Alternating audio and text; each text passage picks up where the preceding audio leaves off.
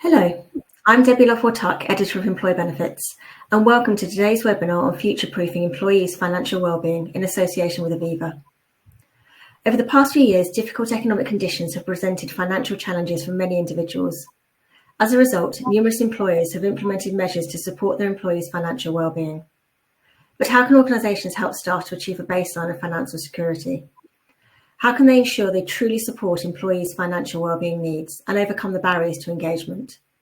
And what does the future really hold for financial wellbeing? To answer these questions and many more, we have a highly experienced panel of experts joining us today. Gail Irving is Head of Business Development and Policy at the Living Wage Foundation. Gail joined the Living Wage Foundation in October 2022, and here she is responsible for driving forward new projects that maximise voluntary employer approaches to tackle in-work poverty and promote good work. Gail was previously Living Wage Scotland Manager at the Poverty Alliance and also spent 5 years as a Senior Policy and Development Officer at Carnegie UK. Natalie Jutler is Employee Benefits and Employee Financial Wellbeing Lead at the Department for Environment, Food and Rural Affairs, DEFRA. Natalie is an experienced engagement, financial wellbeing, employee value proposition and employee benefits professional with a demonstrated track record of working in the civil service, public and private sectors.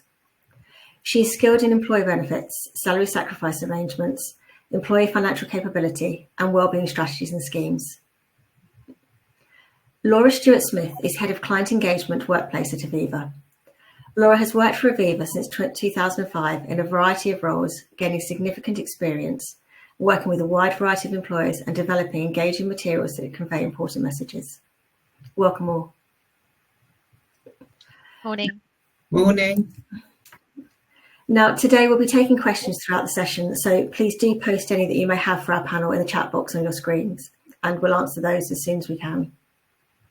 Now, to begin today's session, could we firstly discuss what does financial wellbeing mean? Laura, I know you had some interesting views on this. Yeah, absolutely. So I think this is a word that we're seeing more and more being used across the industry and with employers. We define it as essentially how an individual feels about their finances. So financial well-being isn't determined by how much money someone has in their current account at the end of the month or how much debt they're in. An individual can be on a really good salary, paying their bills on time, but still be kind of having that lying awake feeling at night, worrying about money, whether it's because of a mortgage increase or whether they're worried about whether they'll be able to retire. Financial well-being is about an individual's attitude to money. And these attitudes can be influenced by a whole range of different factors, from their own personal experience of handling monies, their backgrounds, and also their kind of understanding around finance.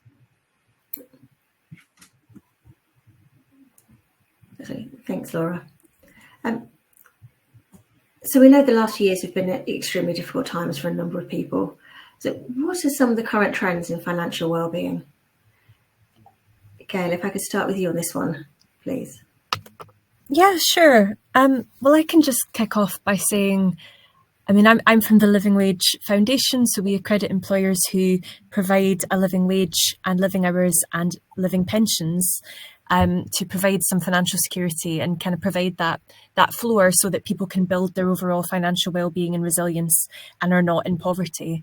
I think just in terms of the trends, one of the big indicators from our point of view is just the increased awareness and willingness for employers to act to provide better financial resilience to their staff. And we see this through at the Living Wage, like our network of employers who are Living Wage accredited is now 15,000 and it's doubled since 2021.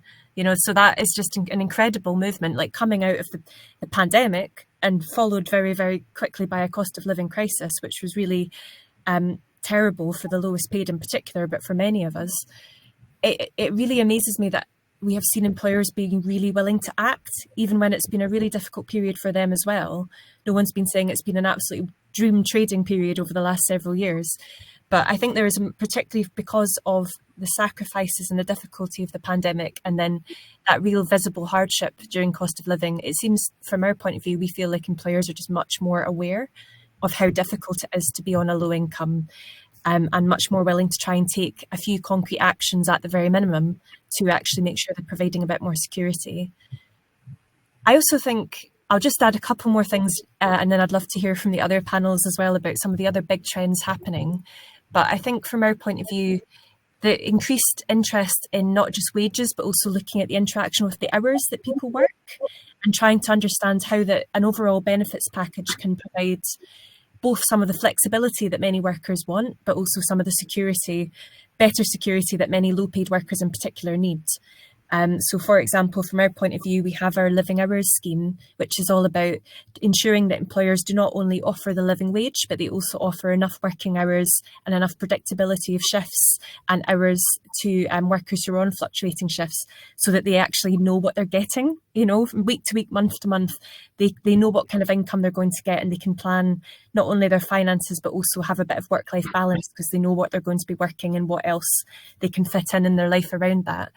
So I think those are two twin conversations that have really accelerated in the last few years from our point of view, an interest in how businesses can provide more genuine two-sided flexibility to staff that has got sufficient security, but then provides that flexibility where if it's the worker's choice to have more flexible hours or to work less, they actually are able to do that as well.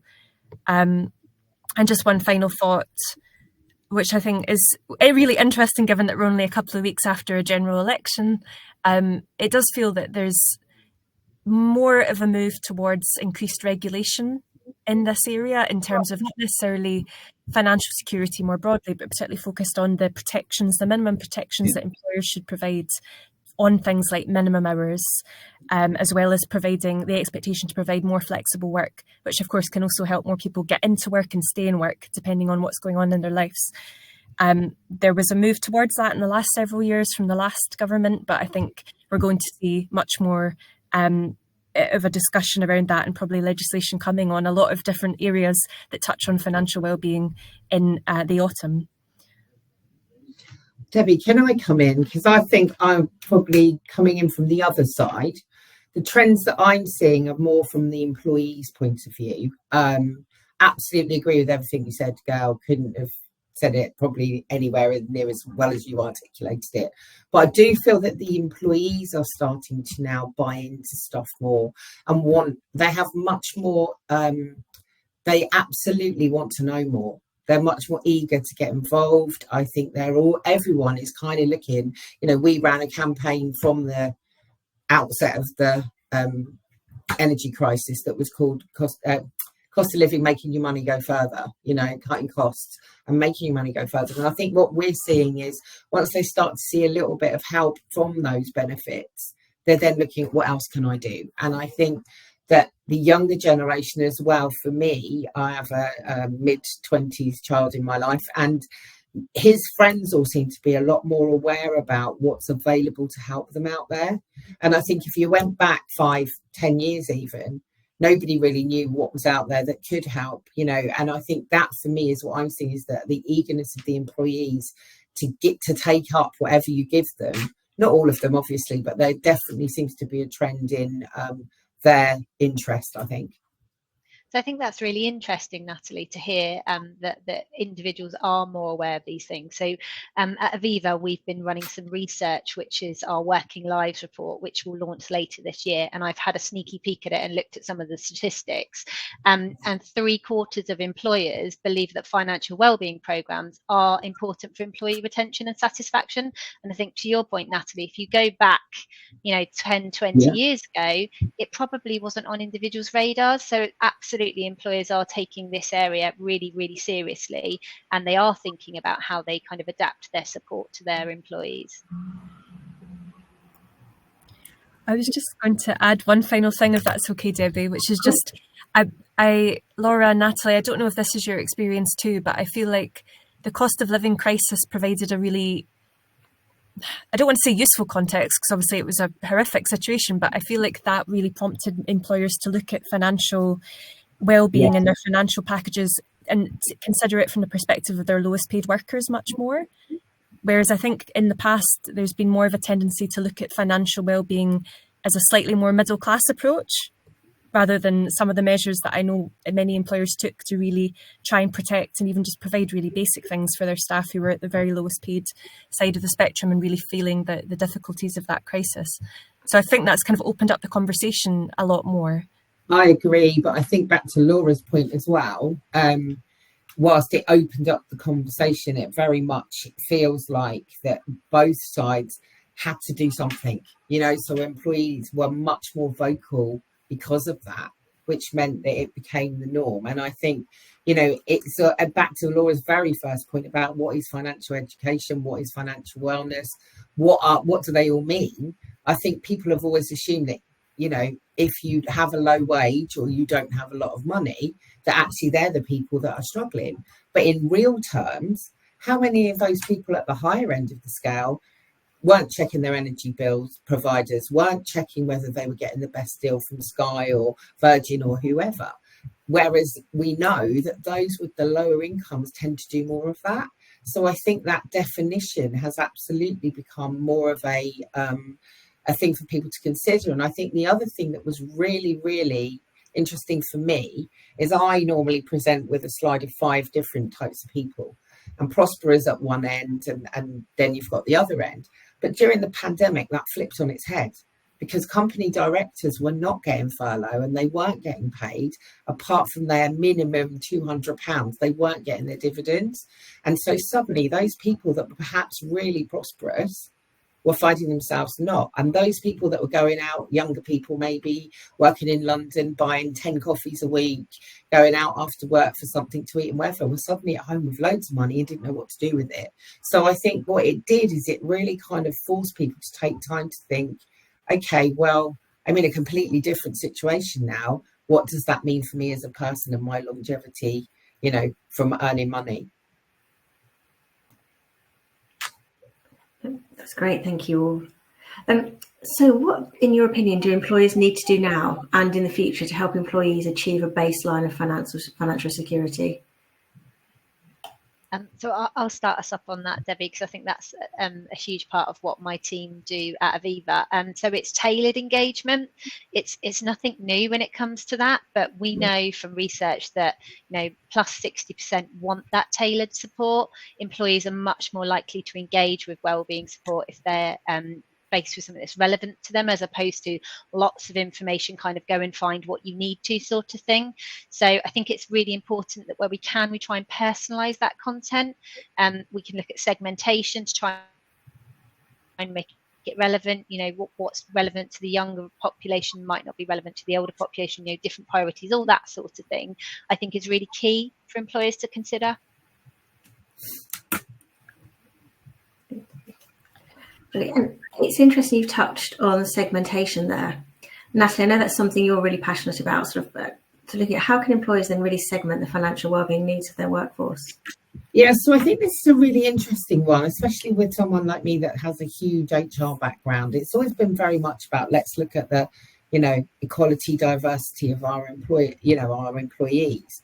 But I think where we've switched, and a lot of people are starting to switch now, is it's more around the demographics. So what I have now is a model of all of our 36,000 employees, of who are baby boomers, Gen X's, Gen Z's, because each of those needs to be engaged with differently, and depending on where you are. I mean, I'm a Gen X, proud and sitting here, but I'm only 12 years from pension age. So for me, my pension has suddenly become really important for me. But if you're one of the younger guys within who was perhaps born with one of these in their hand, then you want to be communicated with in a completely different way to somebody like me that still struggles to do the basic tasks on my phone. And I think, I have a 23-year-old who's always there as my emergency help. But I think when you're looking at segmentation, don't also necessarily think about, what you think as the employer. I think it's really important, and it ties in with another question for me, which is around how do employers understand their financial needs of their employees? It's a simple question is, you need to ask them, and I think if you don't ask them what they want, then you could have the best. I noticed in the chat, they're talking about different comms and things that aren't email and webinar based. But I think you have to go and ask your people, right? Because if you put in the sparkliest, best financial wellbeing solution that works for you, it may not work for the people who use it. And once you put it in, I think it's really important to keep checking whether it is what fits for purpose for your employees. So I think the simple bits are, find out what your demographic looks like. And make sure you have some champions as well within each of those demographics that can really tell you how it feels to be them. They're all the things that we do where I work, but obviously, you know, Gail and Laurie, you may have different things that you do. So I absolutely echo the ask them. I think that people are more invested in the output if they've been asked what they would like the output to look like. And I think from an employer's perspective, you don't have to have all the answers. Just be prepared to look at what support's available, what guidance, so even signposting to benefits outside of an existing benefits package. You know, debt counselling, for example, is a very specialist subject when it comes to that signposting, and employers are a really trusted voice in that space. Yeah. Just going to echo the ask them point, which is just so basic. And obviously the difficulty is what's the most appropriate way to engage and to get those responses and to act on them and show that you're acting on them. It's particularly when you've got a really large workforce, but clearly, you know, there's lots of different ways to tap into how employers are feeling and what would be beneficial for them. But there's also, you know, there's really useful organisations. There's quite a few people putting some organisations in the chat, which I think are mostly of the kind of advice for employees side of things. But, you know, Living Wage Foundation obviously can talk a lot about what it actually feels like to earn below a living wage. We have 60% of people earning below a living wage using a food bank in the last 12 months, and 39% struggling to heat their homes and to put food on the table. So things like that, you know, to tap into some of that, the research that we conduct and many other organisations like the Poverty Alliance, like Joseph Rowntree Foundation, on what it actually means to be in working poverty and what the cost of that is for us has always been the major thing that will convert an employer to become living wage accredited. Even if they were looking at it more from this could boost our reputation, this could be helpful for our recruitment and retention, and they do see all those benefits, but also just to actually understand the human cost if you don't act has always been the most powerful thing. And there's lots of organisations that provide really, really good insight into what the experience of being in working poverty is like. But again, there's no replacement for actually just trying to reach out to your staff to understand all through the pay spectrum. You know, as you've both said, you know, it's not just the lowest paid that have struggled during this crisis and who struggle through their working lives to get on top of their finances. So that I would really just underscore that. Try to find the right mechanism for employee voice in your organisation. And if you can augment that by accessing some of the external organisations that do research for low paid workers, that's really helpful as well. I was just going to say, Debbie, there's a comment in the chat from James Smith about regarding, you know, so for the first time that managers are more greatly impacted, and hence their feeling of, well, if I'm struggling, how might my people feel? And I think part of that whole discovering what needs to be said and how you engage with it and that segment is that it's really important that whoever it is that is the spokesperson for the benefits. So they may not be the team that puts it in, but you need to have someone who's driving that, who is able to be honest about where they're from, you know. And I think I said it before we had this, before we came on the call, that actually, you know, you tend to look at the experts when you go to these things and you see them as the experts rather than the real people, you know. And 10 years ago, I left an abusive relationship with £6.50 and a 13-year-old.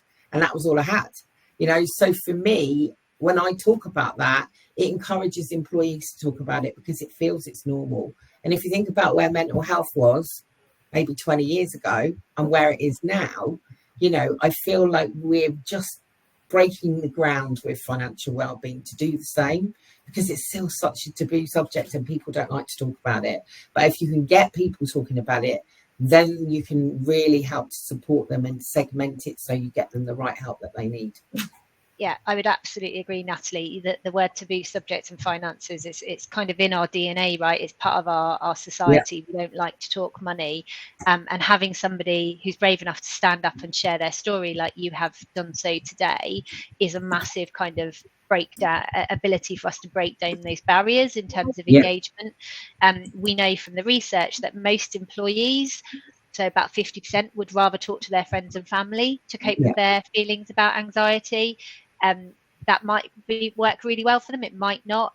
We know that the majority of people don't want to talk to their employer. So it's how do we create that environment where people feel that they can comfortably kind of share that experience at work and know that there is the right support and guidance available to them in those circumstances to cope with whatever they're dealing with. Definitely, 100%.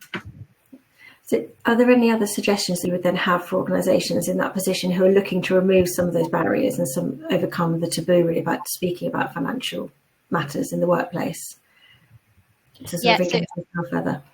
I think there's several things. So the bit we've talked about already, which is kind of making it relevant for people. So trying to understand your workforce, trying to understand what's going to be appropriate for them and what's going to provide them with the resources and the information that they need. My other suggestion is the different types of engagement. So I reflect on my own situations in this case. And many years ago, I received some bad news. I'm being brave, Natalie. I'm being like you. Some bad news. And in that moment, the last thing I thought to do was go to my company intranet page and check what support does my employer offer me. That was so far down my list of things to do, I didn't do it. Yet as organisations, we create these brilliant pages that cover off all the benefits and all the additional support and all of that sort of thing.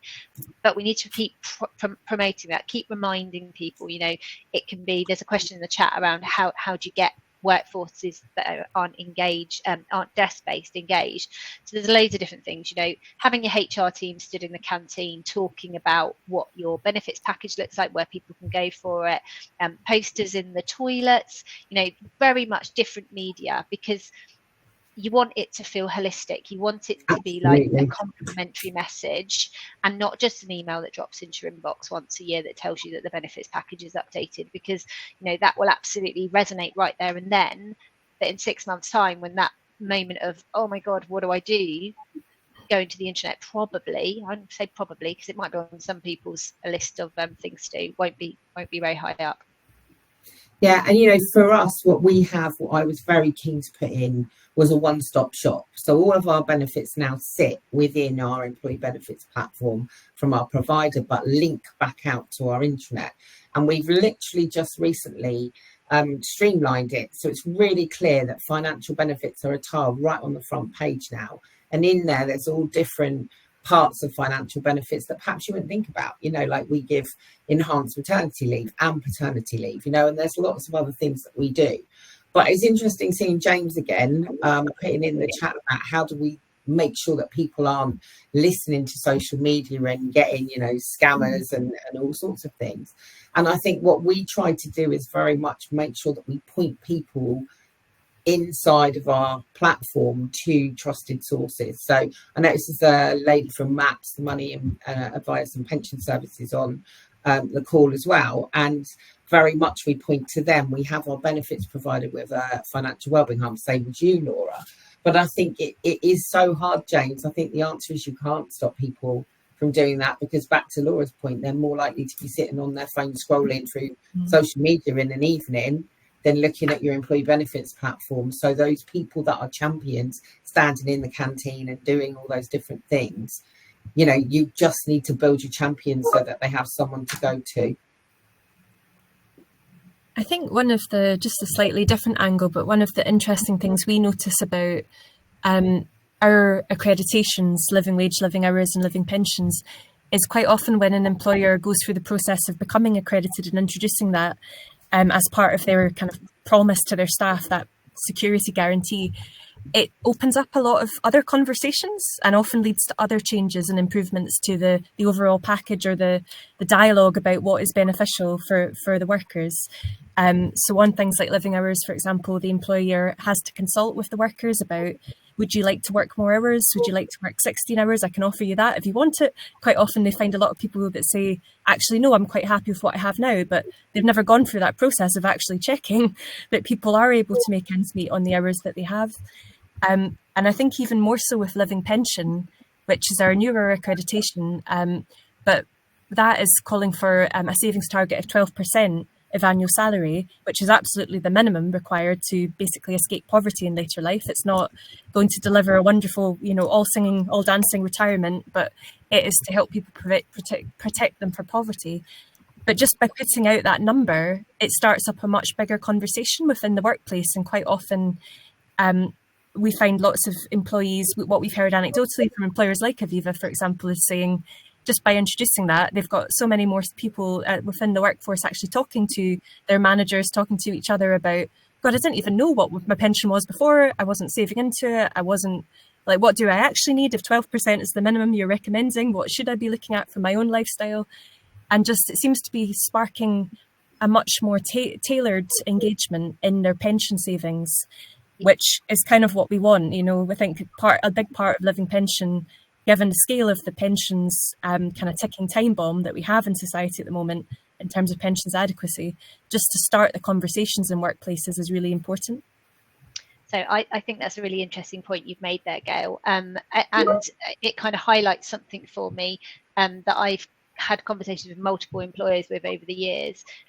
We should never assume that people understand things. So as an organisation, Aviva probably has in excess of about 30,000 employees, and we run financial education sessions for our own staff in the same way we do from a corporate perspective for employers we work with, and we still get phenomenal take up on those sessions, and people attending them, asking questions about the different parts of the benefits packages, as you say, understanding the pensions, looking at whether they should be saving. And I think in the past, I was probably even guilty myself, kind of going, well, you know, they're a financial services company, so they probably have a fairly good understanding. Actually, that's a bit of a taboo as well. We kind of need to look at, you know, the different topics we've got available and test it. So we know we've recently tested a new topic with some of our corporate employers. I wasn't sure how it would go down. I wasn't sure whether people would find it something they would, you know, associate with what we would support them with. And the attendance has been phenomenal. So again, it's just kind of putting aside all preconceptions and going from there. Debbie, I'm really sorry. I just need to turn my camera off and move. I won't be long. Okay. Absolutely fine. Now, we've had a question in the chat saying that in this particular person's organisation, it's a real struggle to get buy-in from the top.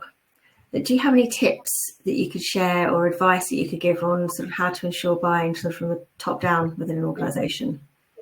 So I hope Natalie comes back online because I know she will, but I will talk very high level about it. So from my perspective, organisations like Aviva will generate a huge amount of research that enables us to kind of evidence the work that we're doing. I mentioned earlier on the Working Lives report that is launching later on in 2024. That has statistics in about it, such as how much employees value it, how it's part of, you know, something they're looking for in an organisation, and it also talks about what other employers are doing. And I think that's often something that employers value. They want to know what other employers have got going on in their boardroom, what they're talking about, what their priorities are. So if you can find evidence, I think that's a really powerful way of convincing your stakeholders. But Natalie, you just missed that question. The question. Sorry about that.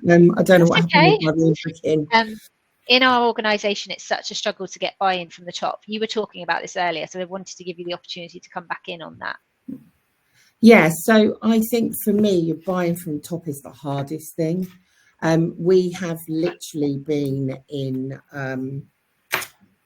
a place in DEFRA where we had to start nearly 8 years ago with financial wellbeing, because if I tried to implement all of it in one go, would have absolutely caused us all sorts of issues, because we weren't ready in civil service, because there's a very cautious approach there to move straight in. So having the buy-in from the leadership either has to be a very short, quick way of doing it, or you need to look at if you need to do it in a phased point of view. But once you get that buy-in, then you have it. Unfortunately, at the top of most organisations, despite what we said about you can have poor financial well-being no matter what your salary, generally what you will find is people at the higher end of your leadership perhaps don't understand what it's like to leave a relationship with £6.50 and a 13-year-old, don't understand what it's like to be on national living wage. And so you really do have to bring it to life. And the way we did it is we asked our employees what they needed and when they needed it. Great. Great. And then we used that. Sorry, I didn't finish that question. It's because I've just been thrown. We used what they told us to take that to our leadership team. So nothing is more important than your employee's voice. When you can actually say to somebody, do you know what? This is your employee's voice. 75% of your employees are telling us that this is what they need. Yeah. I would kind of echo the sentiment of that from the Living Wage Foundation experience. Again, getting the decision makers to actually commit and make that decision and get everything over the line is always the hardest part. And I think what we've really found is it does tend to be the moral argument that really wins people's commitment in the end. But if you can provide lots and lots of evidence of the business benefits of doing so, that really oils the wheels. And we often find that we'll have one senior decision maker who's really gets it and is really bought in, but they have to convince their board, they have to convince everyone else. And if they can come armed with all of the stats about here's the business benefits, if we make these changes, we'll earn it back within a year through this. Quite often our businesses manage to see massive improvements in their recruitment and retention and reductions in sickness absence within a year of becoming living wage accredited, for example. But it's that both the hard-nosed business case coupled with the human stories and the moral argument, and that is most powerful coming from the worker themselves. I was going to say, I think the return on investment, though, in those hard business facts, very hard in core civil service and in public sector. They're much easier to transpose when you're in a situation where you are a private sector organisation, but actually in civil service and public sector, it's a lot harder to show that. So the people's voice is more, is listened to more, I guess, because that for them, attrition isn't massive in civil service. It might be between departments, but it isn't massive. People tend to come and stay, so and it's a little bit harder.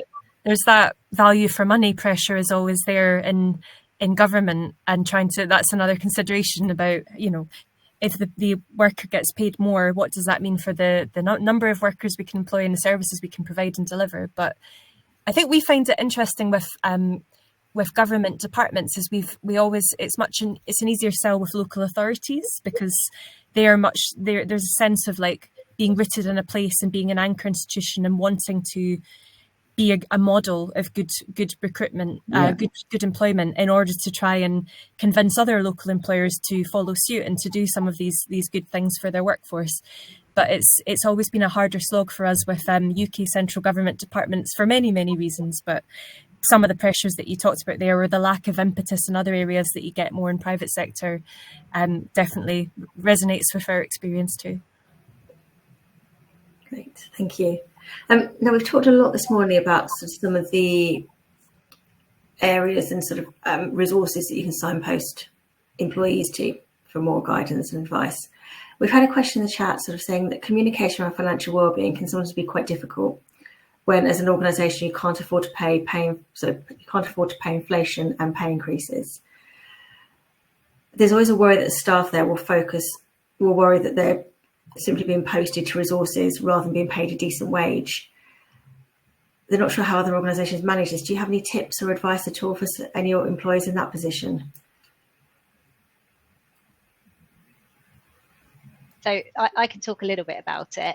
I think sometimes, because people don't really understand the benefits package, back to my point earlier, people don't always see the value in it. And I think you look at the headline figures a lot of the time as an individual in employment. You don't necessarily look at the wider benefits package. So I think, there are still some real strengths in all employers' benefits packages, and helping people to really understand that and possibly changing the way in which you position it.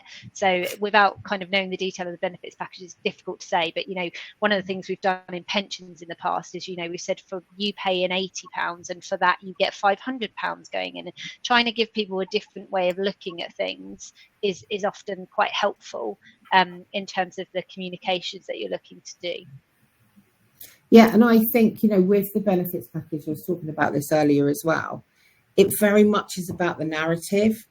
So, if you take, for instance, employee discounts, where they can go in and they can buy supermarket vouchers and get a face value of 100 and only pay 96 for it. nobody is going to really pay that much interest if you say it's 4%, because it doesn't sound a lot. But if you say to someone, if you use that every time you go shopping, that 4% equates to nearly 3 weeks free food shopping. Suddenly, individuals are going to be more interested in what their benefits are. So back to the point of knowing what your employees want, understanding where their needs are. Obviously, in civil service, added to the Ukraine war and the issues that we had around the energy crisis, we also had pay restraint for nearly 12 years within civil service, where civil service were not getting the, cost of living rise matching their pay. So we needed to really understand that what our employees needed was more money back in their pockets, So what we did is we really focused on that. What we managed to do in a period of literally 6 months was take our employees, we changed our platform and we communicated differently. And what we ended up doing was moving from £800,000 being spent by our employees a year to £750,000 being spent in a month within 6 months. Which was saving them a huge amount of money. They're now spending 1.1 million in my organisation, which is £58,000 a month. So, but that is all because we talk about the so what. It's something my team, if they're listening, will be smiling because I talk about it all the time. But everybody wants to know what the so what is for them. So it doesn't matter whether it's employee discount or whether it's money off of Airbnb or whether it's a completely different benefit altogether. At the end of the day, you need to make sure that every individual knows what the so what is to them. So cycle to work, for instance, you get yourself a really nice electric bike, get yourself fit, and you can get that and salary sacrifice payment, which in some cases may drop you down a tax level, which means that your tax man's getting less of your money. So it's all those kind of things, I think, about bringing out that narrative. That's what I would say works for us, where we are. Mm-hmm. I think a final thing, like just an observation from some of our living wage employers who did put in extra measures, particularly during the worst parts of the cost of living crisis, things like a one-off payment for staff to support them or other benefits that were introduced. I think a lot of them had the experience of that kind of difficulty of, well, how long can we sustain this? We've done it once, but could we afford to do, like, how many years does this go on for? We've created the expectation now of providing an extra kind of cash benefit. And in our own organisation as well, at the Living Wage Foundation and Citizens UK, like what we've done is communicated that, the leadership has communicated about the many factors behind the decision of, for example, to provide a bigger cash boost to the lowest paid relative to the people higher up the spectrum, and also just about, what it means. And in some cases you will have to communicate, we did this last year, but actually we just can't do it again this year because if the consequences of it are this, we need to, there's many other pressures on the business, or it would risk staff redundancies, in some cases. But like Natalie says, there's so many other things you can do. If it's not just a cash benefit or uplift or an inflationary pay increase, that doesn't mean there's not other options you could explore that could sweeten the blow or ideally provide genuine extra added benefit to workers. And that goes back to this point about asking your workers, but trying to have a dialogue about the choices that are available as a leadership team as well. Following on from that, we've had a question in the chat saying, how can employers best ensure that they offer a well-rounded financial wellbeing support service which covers state benefits provision properly in order to avoid any loss of means-tested benefits for employees? Is that something you come across at all? Or means-tested benefits, what do you mean? Like if you were going to provide state means-tested benefits? So I guess maybe that they're alluding to losing state pension benefits because they've saved too much in their pension, that sort of thing. From our perspective, we do a lot of signposting. So in any of our communications, or somebody suggested it's childcare probably. So focus on making it available to people and signposting it at the right point, and accepting that, sometimes there are going to be appropriate sources of information and you don't have to have all of it. That would be kind of the guidance that we've looked at previously in our employer benefit campaigns. And I think, there's certain things employers can do when it comes to means tested benefits. as an employer, we, for instance, give out recognition vouchers, which come out of our employees. We take a little bit of their pay and we give them recognition vouchers throughout the year. Now, in some organisations, that is a P11D value to it. So then that means that if anybody gets a voucher, it has to be part of their P11D and has to be declared. But actually how we do it is we give them the voucher and we pay the tax for them under a payroll settlement agreement to HMRC. So even if they are on universal credit or any type of means tested benefits, they can still get recognition for the work they do, but the impact isn't on them personally and their finances every month. So I think there are certain things employers can do as well. We've had another sort of quite specific question asking, what do you think about the idea of selling unused holidays back to the company? Whether you think it's a good or bad idea if an employee can't afford to take their full allowance, and I'm assuming would benefit from having that money back. I'm only smiling because we're literally exploring that at the moment, Debbie. I did a paper on it yesterday. I think there's a balance for both. You know, when you work in civil service, you do get quite a generous amount of holiday.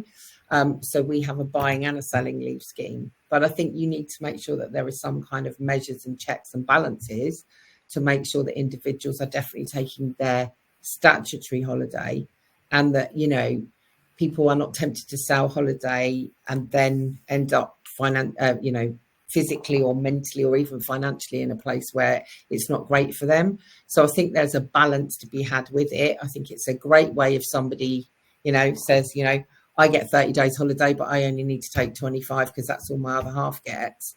Then it's a great way for them to realise that and money in their pocket. I think you also need to be a little bit careful on making sure that people understand that there's a balance. Great, thank you. Now, I'm aware we're coming to quite close to the end of the session. As one final thought, what do you think the next 5 years will look like for financial wellbeing, or what would you like to see happening in the next 5 years in this area? Me personally, I'd like to see people talking about it more. I'd like it to become as normal as people saying, I had a mental health breakdown 3 years ago, which I actually did, or 4 years ago now. But I'd like it to be that. That's what I'd like. Whether it will be or not, I don't know, because I feel like mental health people have started to embrace it and talk about it. But I feel like the taboo of money, although it's better, it's a much steeper hill to climb to make it normal. And I don't know how much, you know, my other participants on the call feel, but I feel at the moment people are still scared to talk about it. I talk about it all the time. Every time I do an event, every time I'm anywhere, because if you don't talk about it, I don't believe it becomes normalised. So I echo Natalie. It is, as we said earlier, a taboo subject. I think from my perspective, I think we've still got so much space to grow in financial wellbeing. And I'm really interested to understand how we can further use digital support and AI to really tailor that financial wellbeing support. I come back to the point I made earlier. A wall of information is really challenging for somebody to kind of navigate and work out what's going to be appropriate for them. You know, how do we use data more to understand how we make that really personalized engagement for individuals, so that actually when they are struggling with something, or when they have an opportunity to make a change that will improve their financial situation, those communications are clear and easy for individuals to understand. And I think that's something that tech can support us in the future. I think the other thing is to make sure that the people understand as well, there is all that external support to help people. You know, I always point people to Step Change and other charities out there that can help them if they want to talk confidentially. Within civil service and public sector, we have the Charity for Civil Servants, who also offer, you know, help and support and different things. And I think it's really important, because I myself, as you were saying earlier, Laura, you know, you get bad news, the last thing you do is look at your intranet. But I myself, when I went through my breakdown, even though I'm an HR professional for 25 years, didn't want my counselling through our employee assistance program because it was connected to my work. So I went a different route. And I think you need to consider that that, like you said, most people want to talk to friends or a colleague. They may not want to do something official. So you need to have all avenues open where they might be able to go. I think for me, although the Living Wage Foundation works mostly with, first and foremost, with employers. As agents of change, there's so much that they can do. There's so much learning just present on this call about what employers can do to support financial wellbeing. But I would also we would really like to see more security as a minimum standard in law. So things like I was talking about earlier, we would like to see government action to create some sort of security around working hours that people are entitled to, or notice of shifts that people are entitled to. Because at the moment it's a bit of a wild west, and it's maybe okay if you are on a decent income, but if you're on the absolute breadline, and you're much more likely to be in precarious work if you're earning below the real living wage. So those are the people we would really like some new standards in law to help them have the foundation to build their financial well-being in the future. And on pensions as well, I think there's so much more work that needs to be done. Auto-enrollment has been brilliant, but no one is saving enough for retirement. Absolutely nobody. 4 out of 5 workers are not saving enough for a decent standard of living in retirement. So I would really like to see a new urgency to the debate about what can we do to improve pensions adequacy. And I think that probably does start with employer contributions, but all of us need to be saving better as well. And there's obviously lots of people that can encourage that better savings culture. And I guess just the last thing I'd say is I think the cost of living crisis has been absolutely horrific in terms of its impact on people, but it has kind of changed the frame of the conversation about a lot of this. And I would like to see a lot of the employers that have really stepped up and done a lot to support their people during this period to sustain that and just think about it more as the normal way of doing business and communicating to their staff about what benefits work best for them. Thank you. Well, that's what we've got time for today. I'm sure we'll agree it's been an absolutely fascinating discussion. So I'd like to say a huge thank you to all of our panellists, Laura Stewart-Smith, Gail Irvine and Natalie Jutler. An on-demand version of this debate will be available shortly. And thank you for watching. Thank you, Debbie. Thank you. Everyone. Thank you.